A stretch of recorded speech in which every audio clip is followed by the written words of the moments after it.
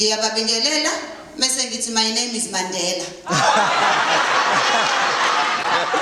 ngoba balikhohlwa lelo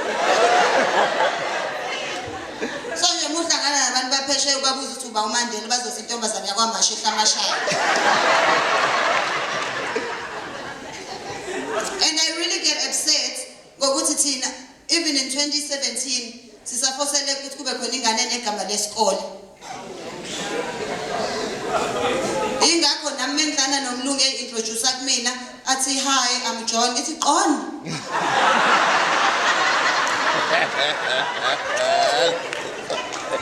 Athi Catherine it's Catherine. Ngoba for some reason thina as black people were made to believe ukuthi ezethi izinto zibarbaric. Ezethi izinto azikho right. Even ku TV mekudlalwa istory sentombazana eqala ihlupheka igcina isi-rich misahlupheka iney'nwele zokuphutha iluka isikhona misinemali sifake iweave.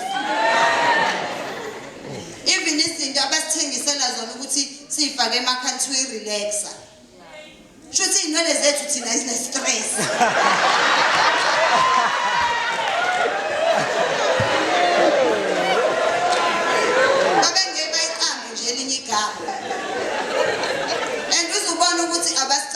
Bayicabangela bodwa ukuba babebona ukuthi inwele zethu zidinga ukurelax kwakufanele basenzele irelaxer yala neyala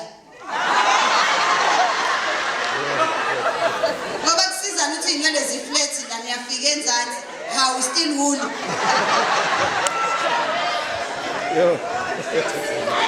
Abelungu sebedlale ngathi kakhulu and nathi siyabavuna nalesi ngisaba.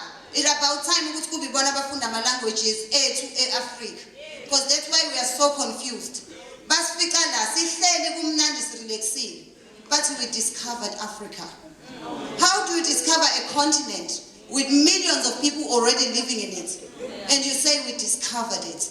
But when my brother goes into their house and discovers a television,